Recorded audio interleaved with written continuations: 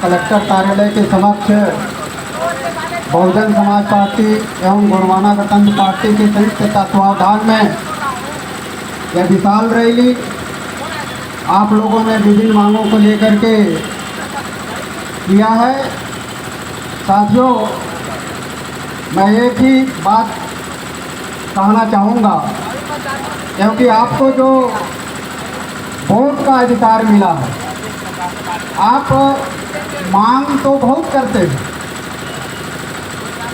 76 साल से आपने खाली मांग ही किया है और पूरा शायद ही मांग पूर्ण हुई होगी, क्योंकि जो मांग हमारे ST SC OBC मूल निवासी समाज की ओर से किया जाता है, वह शासन और प्रशासन में बैठे आला दर्जे के अधिकारी और सरकार के कुर्सी में बैठे मनुवादी सोच वाले नेतागण ये कभी भी आपका हक, अधिकार, मान सम्मान की जिंदगी देना नहीं चाहते।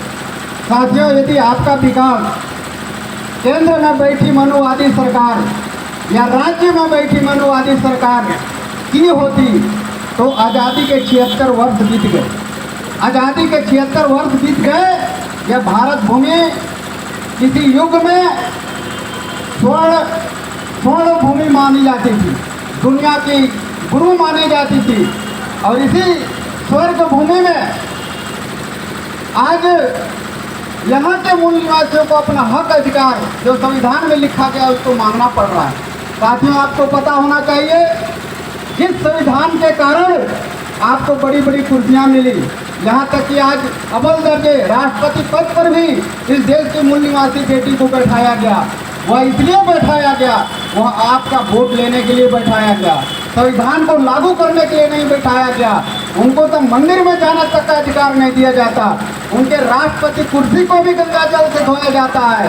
ऐसा उस शूद्र समाज की बेटी होने के कारण जब इस देश का संविधान लोकसभा भवन का उद्घाटन होना था, विधवा राष्ट्रपति होने के कारण उनको आमंत्रित नहीं किया गया। ये वैदिक मूल निवासी ब्राह्मणों, मूल निवासियों के साथ वैदिक ब्राह्मणों ने ऐसा चाल चला कि उस विधवा राष्ट्रपति को प्रवेश नहीं दिया गया। और एक डबल इंजन की सरकार कहने वाले कांग्रेस और भारतीय जनता पार्टी के लोगों को कि ये डबल इंजन की सरकार में क्या हुआ आप लोगों को पता होना चाहिए। सीधी में एक ब्राह्मण एक आदिवासी के सिर पर पेशाब करता है। यह आज़ादी के 75-76 वर्षों बाद ऐसी घटना हो रही है। क्या आप सिर ऊंचा करके इस देश में चल सकते हो जिसके सिर पर पेशाब किया जाता हो? और मणिपुर, वहाँ भी डबल इंजन की सरकार है। नंगे माँ बहन बेटियों को नंगे दौड़ाया जाता है। ऐसी भारतीय जनता पार्टी को वोट देना चाहिए? नहीं देना चाहिए तो कसम खा लो कि कांग्रेस और भाजपा मुक्त भारत बनाना है। क्या बनाना है? कांग्रेस और भाजपा मुक्त भारत बनाना है और इस देश को ऐसा शासन और प्रशासन देना है कि दुनिया भारत को नमन करेगी, ऐसा शासन और प्रशासन देना है। साथियों, बड़ी तादाद में पुलिस के जवान अधिकारी हमारी सुरक्षा के लिए, मैं पुलिस जवानों को भी, अधिकारियों को भी तहे दिल से धन्यवाद देना चाहूँगा कि उन्होंने इस रैली को बड़ी शांतिपूर्ण ढंग से संचालन करने में अपना सहयोग दिया है। साथियों, जिस दिन हमारी सरकार आएगी, जिस दिन हमारी सरकार आएगी, भ्रष्टाचारियों को उल्टा लटकाया जाएगा, जैसा चीन में लटकाया जाता है, जैसा चीन में लटकाया जाता है। चीन में यदि कोई भ्रष्टाचार से लिप्त पाया जाता है, चाहे अधिकारी हो, चाहे नेता हो, चाहे व्यवसायी हो, उनको उल्टा लटकाया जाता है। ऐसा ही समय आने वाला है, क्योंकि सही मायने में अभी तक भारत देश में लोकतंत्र है। जनता के लिए जनता द्वारा शासन सही मायने में नहीं हुआ। यहाँ तो पूंजीपतियों के लिए, पूंजीपतियों के हित में शासन चल रही है। अभी आप लोगों ने देखा होगा, ये 5वें अनुसूचित क्षेत्र परसा कहते अडानी को पूरा बेच दिया गया। केंद्र सरकार और राज्य सरकार दोनों ने मिलकर बेचा और वहाँ लाखों करोड़ों पौधा काटे गए और क्षमता से ज़्यादा जितना उनका अधिकार था उससे भी कहीं बढ़ के अधिक एरिया को जंगल का जमीन को अधिग्रहण कर लिया गया।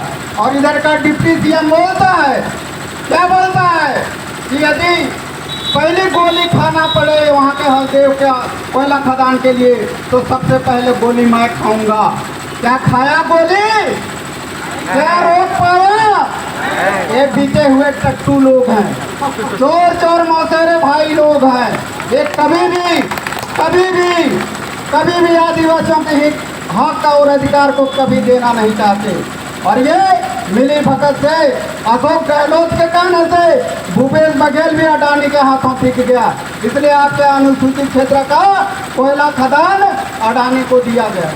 जबकि समता जजमेंट कहता है व्यक्ति के अंतर्गत सुप्रीम कोर्ट का जजमेंट है समता बनाम आंध्र प्रदेश कि व्यक्ति के अंतर्गत कंपनी भी आती है, सरकार भी आती है और वह व्यक्ति अनुसूचित क्षेत्र में गैर जनजाति है। गैर जनजाति व्यक्ति को अडानी को अनुसूचित क्षेत्र में कोयला खदान दिया गया, ये गैर वैधानिक। और जो लोग भी अनुसूचित क्षेत्र में जंगल को कब्जा करके रखे हुए हैं, गैर जनजाति के व्यक्ति जिनको आदिवासियों को देना चाहिए। आज इस देश के अंदर जगह जमीन सबसे ज़्यादा किसका कम हो रहा है दिनों दिन, तो वह है आदिवासी वर्ग। सबसे ज़्यादा दिनों दिन जगह जमीन किसका कमी हो रहा है? आदिवासी। इसे सूरजपुर शहर को न जाने कितने फर्जी पट्टा इसे सूरजपुर शहर के अंदर अग्रवालों के नाम से जारी हुआ, अग्रवालों के नाम से जारी हुआ। हमारी सरकार बनेगी, कमेटी बैठेगी और एक एक अग्रवालों के नाम का जमीन पर जांच किया जाएगा। आखिर अनुसूचित क्षेत्र में उनका हस्तांतरण हुआ तो हुआ कैसे? कैसे हुआ हस्तांतरण? ये लोगों ने अपने नौकर चाकरों के नाम से बेनामी संपत्ति अधिग्रहण करके अभी पेट्रोल टंकी का एक घटना घटा। एक आदिवासी महिला जब यहाँ पेट्रोल टंकी खुली तो उसका दिन दहाड़े लूट होता है। अब लूट कौन करवाता है? ये अग्रवाल लोग करवाते हैं कि एक भी आदिवासी आर्थिक रूप से पढ़ने ना पाए, इसलिए अग्रवाल लोग करवाते हैं। इसकी भी जांच होनी चाहिए कि आखिर उसके पीछे है कौन। और जिस प्रकार हरियाणा और पंजाब से चल करके सूरजपुर की धरती में आए, लुटिया पकड़ के आए, आज हमारे ही बदौलत 1 करोड़पति अरबपति बने हैं। ऐसा वक्त न आने दें। हम संविधान को मानने वाले लोग हैं, अन्यथा यदि हम हमारे लोगों के साथ अन्याय अत्याचार शोषण करेंगे तो जहाँ से है वहाँ इन अग्रवालों को भी भागना पड़ेगा। जागो जागो रे आदिवासी जागो रे, ये भूइया